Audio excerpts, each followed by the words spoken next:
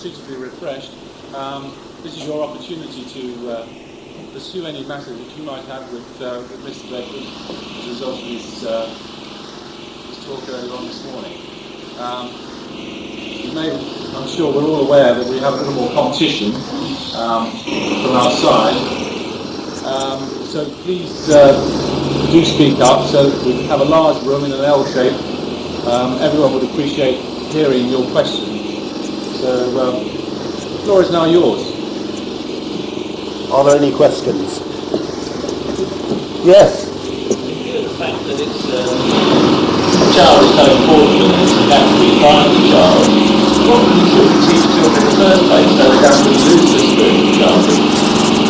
Very good question. Did you hear the question? In view of the importance of this period of childhood, what should they be taught so that they don't lose this quality of childishness, this naturalness, really? They plainly have to be taught how to move around the world, and everything they gain from parent, from teacher, from society is all in that direction, isn't it? And amongst those influences from all those three, plainly you could choose those which are useful and those which are not useful.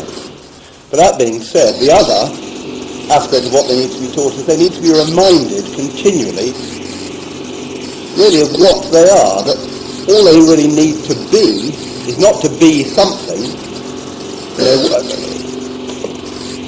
A child, there was a child who spoke to his mother when he got home. It was this term. He said to his mother, "Mummy, when I grow up, I am going to be either a gladiator or St. Francis."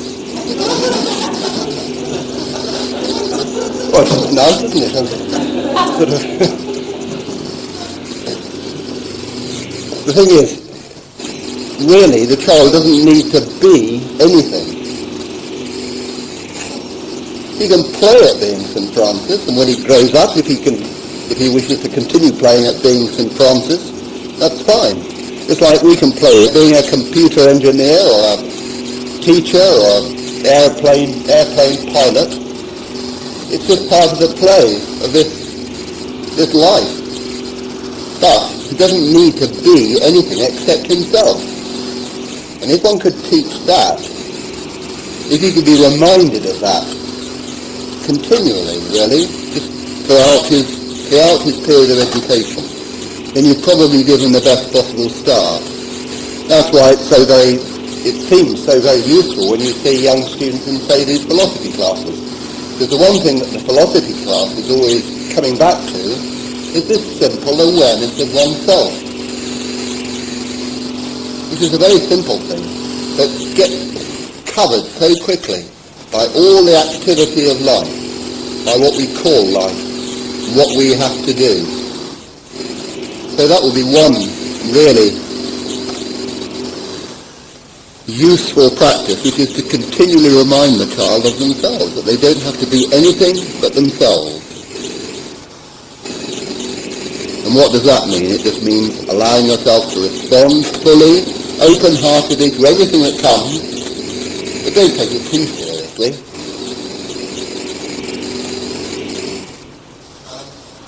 It's also had the problem of people being insecure or unreliable or not knowing how he will react in certain situations and not following the standard of methodology which was laid down 300 years ago. By being challenged, quite often saying, you can't trust me, you're not you don't know what you're going to do. Yes, this is yeah. The adult, it might be helpful if, when you do ask a question, you might stand up and speak out to the whole room and then everybody will hear. But there is, in the adult world, this expectation of how we are to behave in situations. We've all come across expectations. We have expectations at work. We have expectations. We have expectations placed upon us. This childish approach, if we can call it that, plainly cuts across that. And it would seem to me that the question is, in a way, how therefore to address that? Would that be right?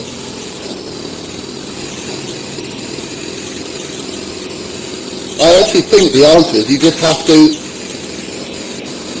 respond fully to the situation as it presents itself there and then. And it's in this notion of responding without one's ideas about it. And if one could really do that, then I think you'd find, people might get surprised, might even start asking questions. But I don't think if the response was really full, you would find that your services and your talents would not be actually used and would be very welcome. Because this is the beauty of the child. The response is full. If you're asked to suddenly type a letter by the boss, there it is. Just do it. Just like that. Don't, well, I'm sorry, I haven't got time at the moment. I'm just about to leave the office. My mum's sick and I just haven't got time. There it is, it's being presented. Somebody said, do this, do it. And see what happens. It's getting a sense of this fullness and immediacy of response. Because that's what's so characteristic in the child. There's no half measure. I mean, if the child's content, it's content. And if it's in misery, it's in misery. And you don't get a sort of mixed situation. With a very young child, that's very clear. And you suddenly get this, explosion of crying or whatever it might be. It's full, committed. But in this very natural way. Not because it's having to think about it. It's just a very full and direct response. So I suspect if one were really to put this into practice, this notion of true responsibility. Real responsibility isn't carrying around a great burden on your shoulder. It's really responding to the needs as they present themselves there and then. I suspect you would find all talents that are available would be actually valued by everybody that you came into contact with. Can you speak up? It might mean softening your lips sometimes, or it might mean not knocking somebody in the box. Yep. And those responses are probably useful to not do those things. Yes, it's really a matter of learning the difference between those responses which have been learned and which just arise purely mechanically in the situation, and those which, as it were, are actually arising freshly in the situation.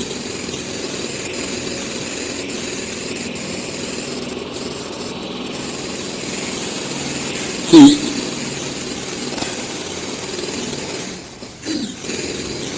speaking as an adult, when you walk into a room, particularly when you go into a room that you're very familiar with, for example, when you go home after work, you walk through your front door and you find there will actually be very particular sorts of responses and feelings arise as you move into your own house. You might go into the kitchen, might make a cup of tea, a cup of coffee or whatever. You'll find there's sort of very familiar feelings about the situation.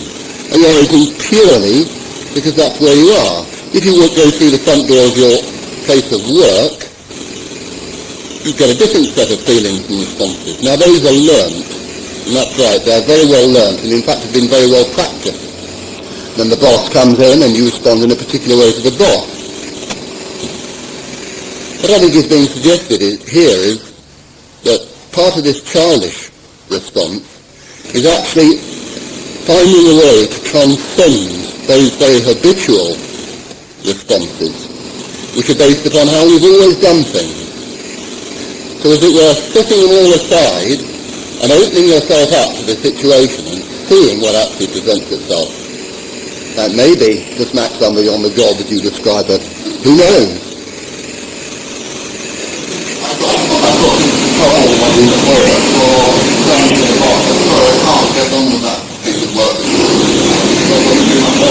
properly.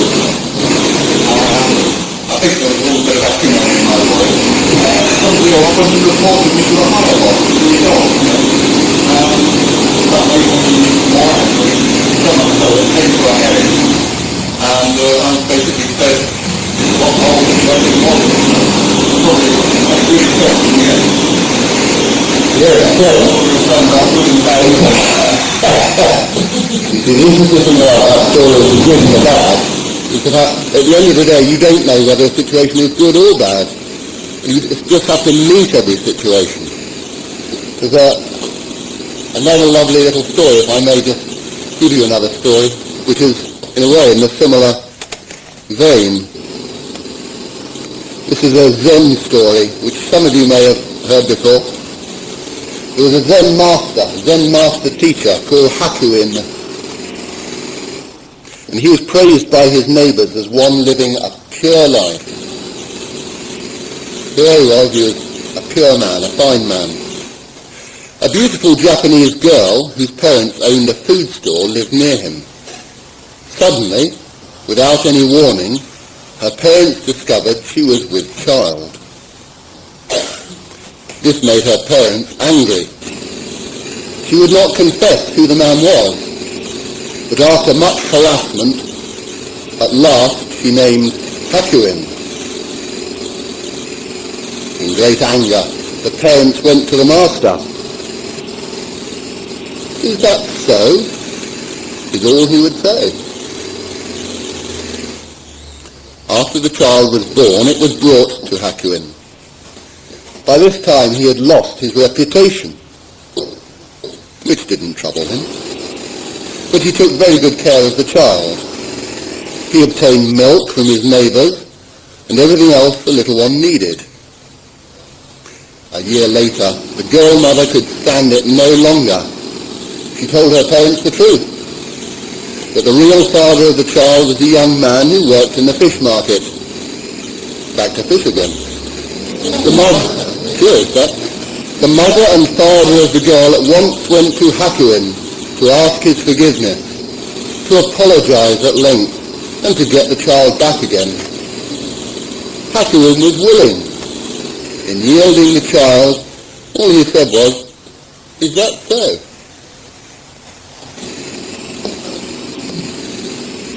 Now there's an interesting one, isn't it? Fullness of response. Who knows where it's going to lead? Interesting example. Not so much a question, the response to the gentleman's first question about what do you think child? Can you hear that? You speak up, please. It's not so much a question as a response to the question the gentleman made at first about what do we teach child. I was just sitting thinking about it and think that a lot of things that children learn, they learn by example. Indeed, they learn by the example of adults.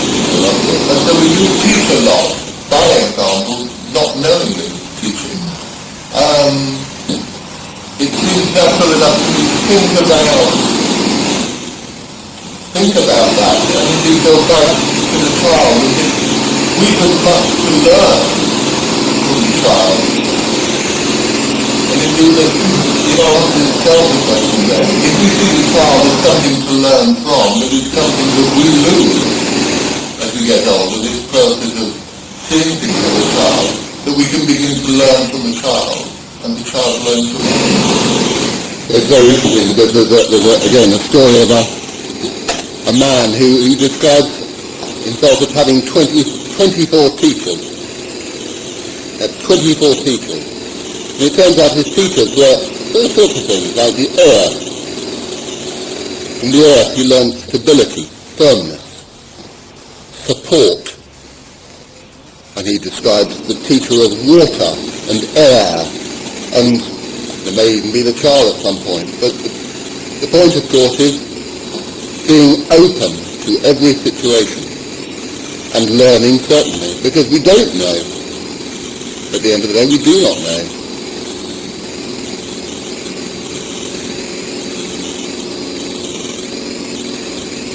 There's People often wonder if there are miracles. You sort of get involved in a philosophy course or start looking at religion, you start to ask the question, are there miracles? It's a very good question, are there miracles? There are miracles every day. There are miracles. The very way we got here this morning is in fact a miracle. If I may again read a little story, I sort of feel that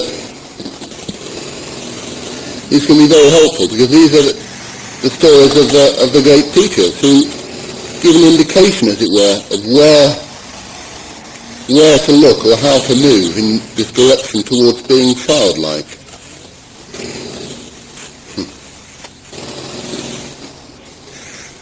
While the teacher Van Kay was preaching quietly to his followers, his talk was interrupted by a priest who believed in miracles and thought salvation came from repeating holy words.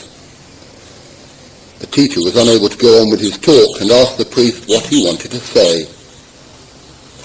The founder of my religion, boasted the priest, stood on one shore of a river with a writing brush in one hand. His disciples stood on the other shore holding a sheet of paper. And the founder wrote the holy name of Amida onto the paper, across the river, through the air. Can you do anything so miraculous? No, said Bankei. I can do only little miracles, like when I am hungry, I eat. When I am thirsty, I drink. When I am insulted, I forgive.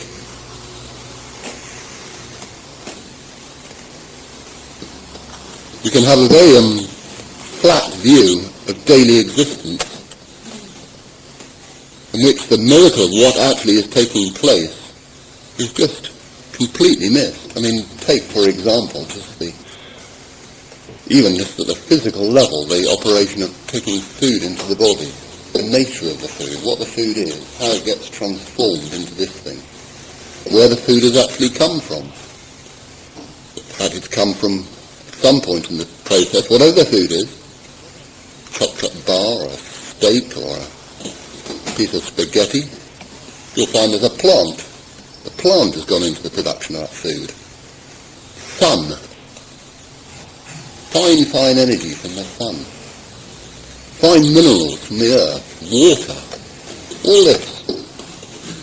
This whole sort of cycle taking place daily. Minute by minute, second by second, the body being sustained, or changing all the time, and yet holding its shape and form all the time. It's incredible. And you can describe what's happening, but that doesn't take away the extraordinary, delightful nature of it, does it?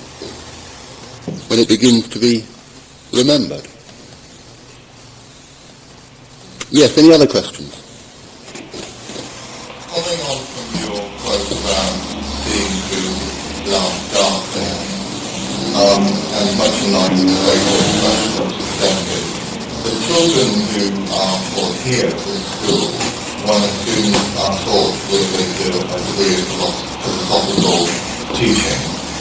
In your view, is it possible for them not to eventually teach in glass darkness?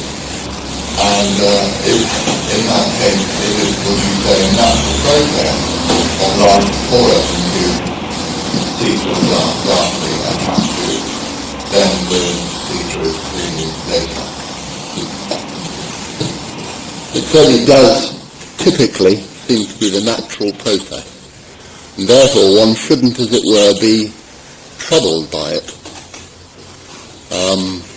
in the sense of feeling that it's wrong.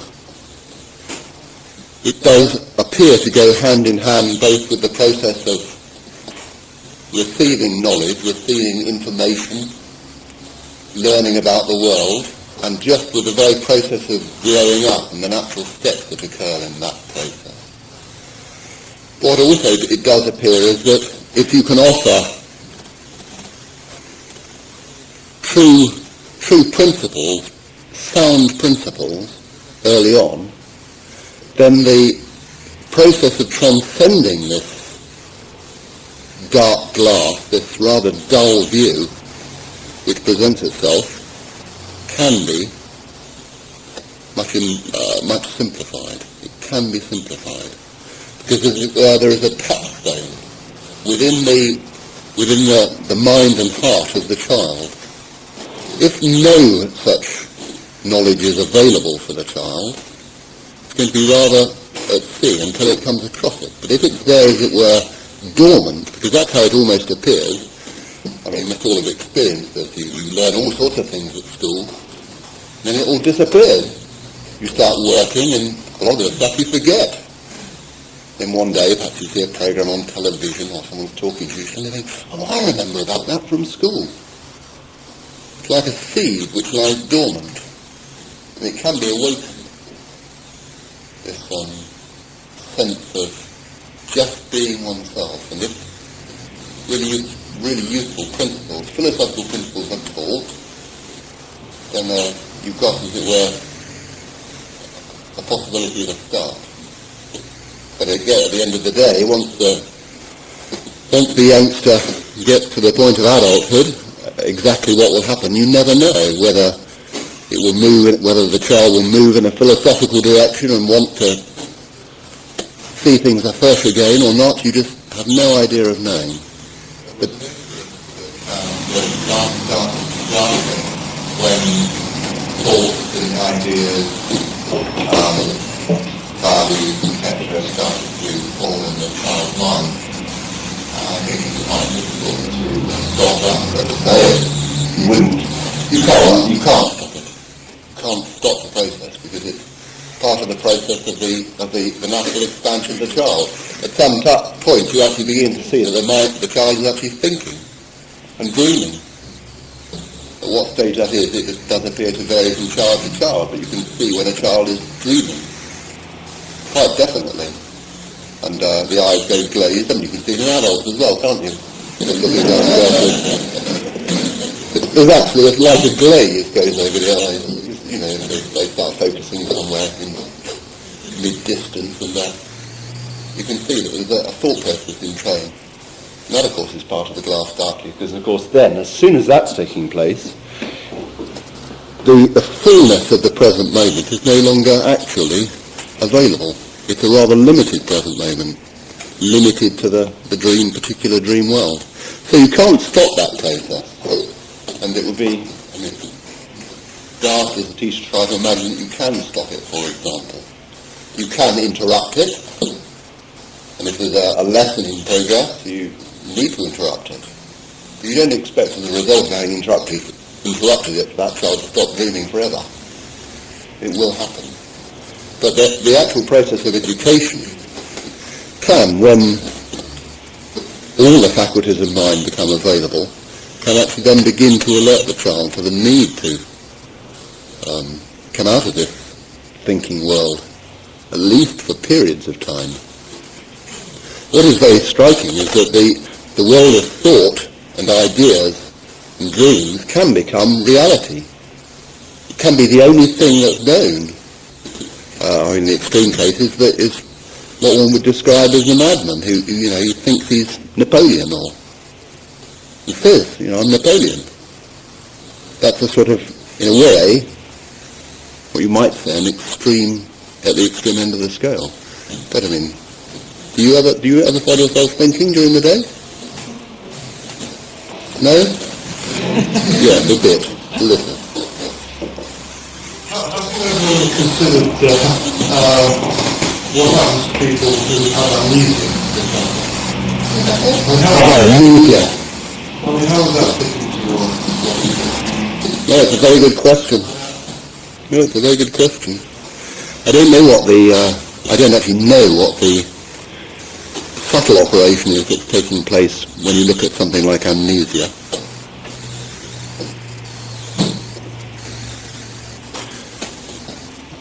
The thing is, just as a sort of guide in any consideration, it's always worth bearing in mind there are at least two ways of looking at a situation. A habitual way is to look at a situation from feet up, from sort of gross end upwards. That you see a physical body, a brain, for example, and imagine that mind, as it were, arises out of that physical structure. There's a sort of that end view. Or you can take a view which is from the other end, which is that, in fact, body arises out of something which is subtle. So there are subtle causes. Now, what the subtle causes of amnesia might be, one wouldn't care to say, really. I don't know. But you may find that there may actually be a physical, some sort of physical defect, some sort of physical change can take place in the actual structure of the brain, which means in a way that mind, taken here as something subtle, is not, as it were, able to manifest itself fully. Well, like a body, you see, you've all got bodies, they've all more or less got the same components. If you look round, they've got 2 legs, 2 arms. There's not many bodies in this room that could run a 4-minute mile. If there's only one leg, it'd be even harder. It's not that the limitation is in the being itself, but there is a limitation in the vehicle. Now, something like amnesia could be indicative of a limitation in the vehicle. In this case, mind. Could be some chemical imbalance. I mean, I think that might be an area in which one would need to look to answer the question. Forgetfulness is a funny thing, isn't it? Because there are times when something is forgotten, and yet inwardly you know that it's there. The classic example is remembering somebody's name. And you know it's there, you know the person's name is there, but it just won't quite come out. And plainly there's something which is just as it were covering it in the way. And then suddenly it flashes into the present, and there it is, and you can't quite understand why you couldn't think of it before.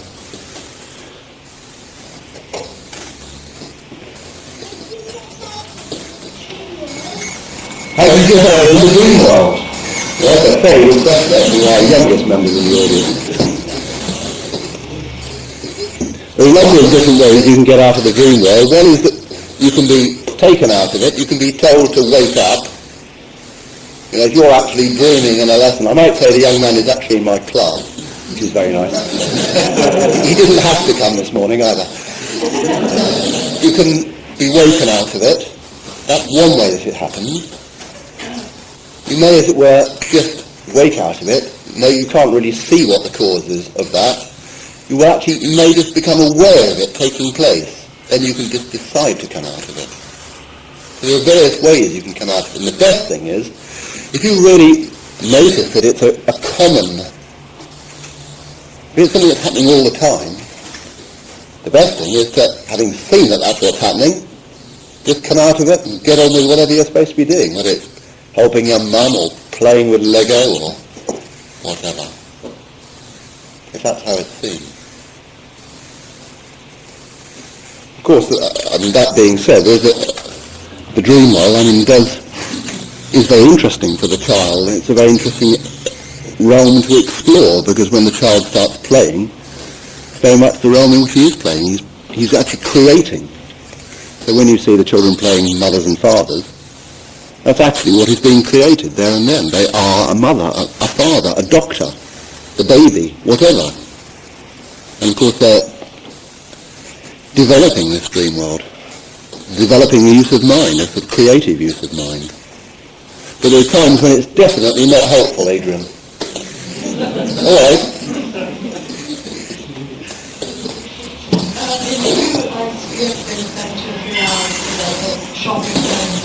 In London, and had the opportunity to actually look at the children's faces as they're going about their business. There seems to be an openness about the children, and in view of the terrible thing that the world did to the children, which is political work. Is this a natural law that's going on, or is it just the energy from the thing about children is they will pick up anything that they're given. They will learn anything they're given. And if children are fed on rubbish, physically, that's what their bodies will manifest. And if they're fed on subtle rubbish, then that will have its effect. And this is the thing about the child, and this is why the care of children is in fact so so important, because they will take anything that you give them, more or less, and they'll take typically what's easiest. There is this tendency to go for whatever's easiest. And we're all a bit like that, aren't we? And as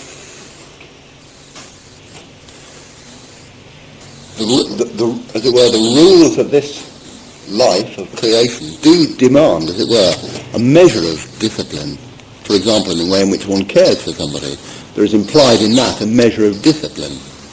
Now, if that isn't taught, then the child won't have learnt it.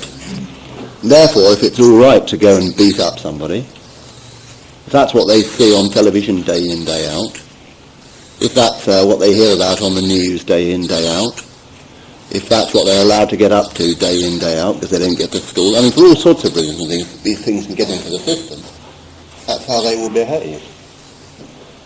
And the effect of it is what you actually have described seeing. You can see children that look incredibly old. I mean, by the age of 10, depending really upon what the child has received, you can either see a bright, lively, intelligent being, or you can see something which is really rather old, drawn, lacking in love. All sorts of things start to appear simply because of the quality of food that's being given. That's the quality of subtle food that's been given. So you take a simple principle, one principle that the children hear. There's one real principle at this school which is put before everything else, which is truthfulness. Whatever else happens, come hell or high water, speak the truth. Very simple principle, isn't it? Just speak the truth. If you've done something wrong, never mind, speak the truth. It's very interesting seeing what happens when the truth isn't spoken. Because you actually see the child and their faces actually darken. They get quiet. Did you do that? Did you? And then there's one little chap, look, as you ask the question again, he sort of always sinks inside himself. Did you do that? And you know full well he did because you saw him do it.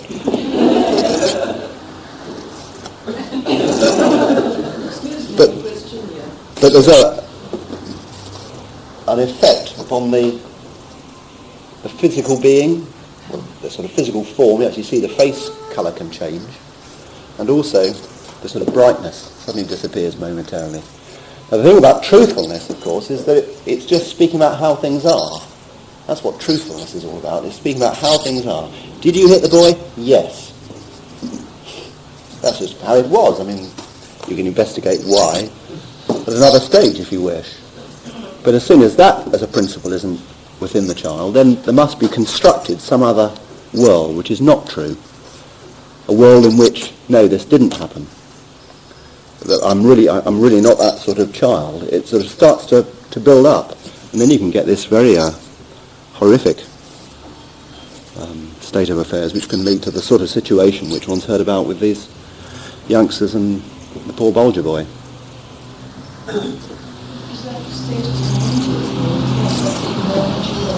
Yes, I mean it's certainly an aspect of this time, very much. It is natural in the sense that it's entirely appropriate to what is operating now.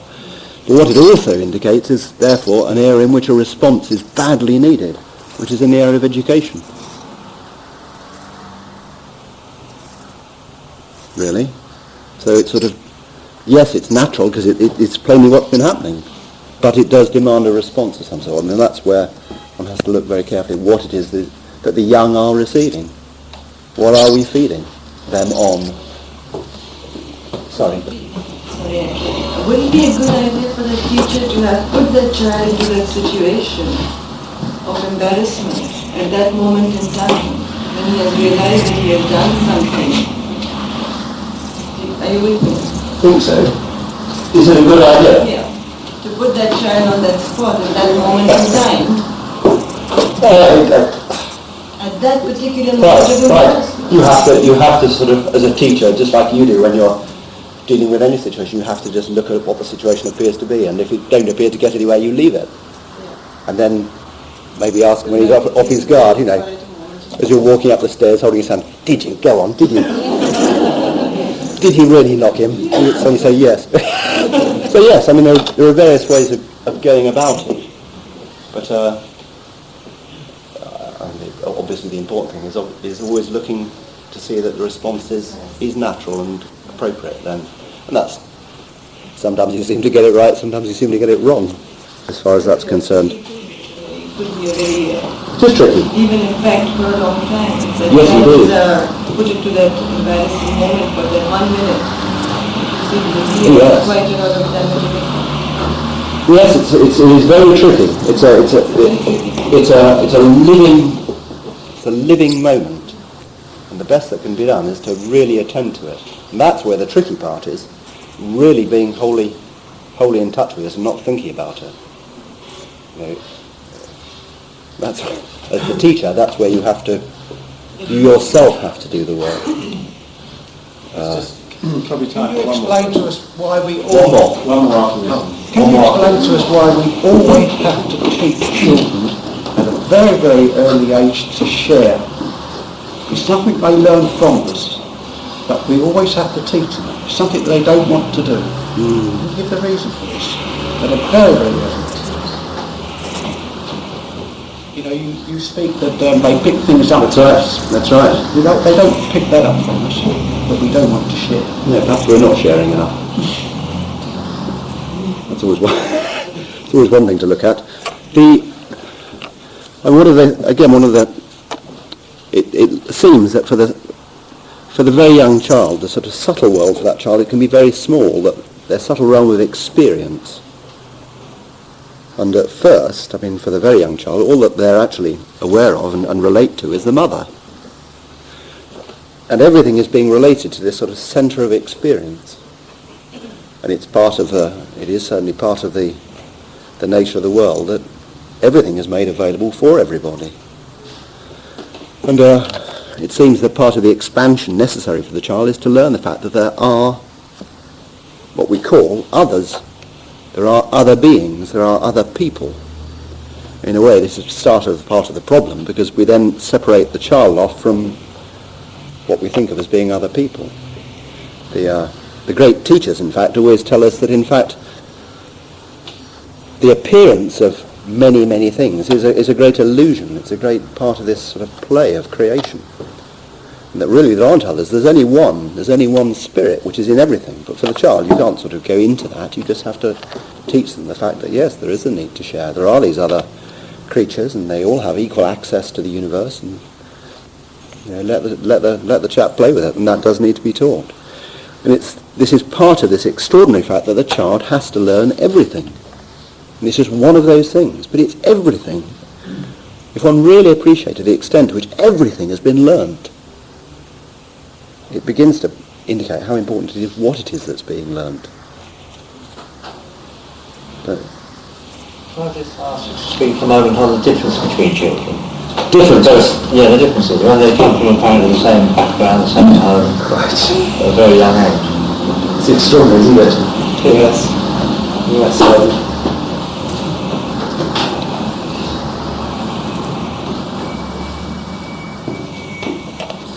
Having said all these things, I mean, all children are common in their childishness. They are children, and they have these qualities of their playfulness and so on. But then they also do appear to have a nature as an individual child, and that's right. There is a nature which they appear with, and you can often see it from very, very early stage, which can present itself as,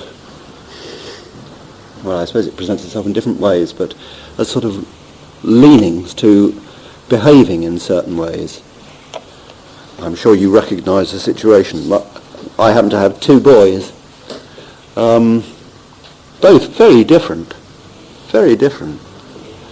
Some of the, in a sense, they're getting in a way closer together now that they're older. They're 10 and 12, but when they were very young, very, very different. The younger one, always having accidents. Always. You know, could walk along a perfectly flat piece of ground and will fall over. You can guarantee it. Bought something new, within seconds it will be broken. Not because he was particularly, he wasn't chucking it about, but he just got interested in one part and bang, it was broken. Invariably accident prone, as you would say. And it didn't matter what you do. You could say, now be careful with this split, be careful, don't be rough with it. And within minutes the thing was broken, or he was broken, or something like this. And then the other one, incredibly careful with everything. I mean, his bedroom is immaculate. It's perfect. Everything has its place. If you go into the room and move something, you're in trouble. Everything is in place. Loves organising things. Loves getting things into order. Now, if you looked at the other boy's bedroom, it was like a rubbish tip or a jumble sale. A bit like a jumble sale with things everywhere. They look quite attractive in themselves, but they're just everywhere, not in any sort of order. There are these natures there at work, and you can see the natures at work, and those natures plainly offer certain areas of development for the child. Who knows what the sort of implication is of this highly organised streak in the older boy. That will have some implication for his future life, no doubt. Or the other one, who seems quite unconcerned about order and tidiness and care for his own person. This will have some implication for how he develops, and that nature will, unless that will stay with him, in fact. That will stay with him. But they do come with different natures, and those natures do have to be tended as well. They have to be cared for by the guardian, whoever that might be. Because they will indicate areas where there are strengths and areas where there are weaknesses. And really, the sort of view, if one could leave it as a single view for the child, one would like to almost see it like this, like it's a seed which has this enormous potential. And you know that from the very point of birth, and you don't know where it's going to go, this potential. All the education should be so that potential is fully realised. It's a complete expansion, so that by the time the child is the young man or the young woman, there is a sense that nothing is impossible. If somebody were to come up the next day and say, look, the state of this education in this country needs to be changed, will you do it? They'll look you in the eye and say, yes, and then set about it, because nothing would be impossible. And that really would be the sort of direction for the real education. It's that complete expansion and preparedness to approach and deal with any situation without restraint, without this sort of inbuilt restraint. Thank you very much for your very, very kind attention, ladies and gentlemen.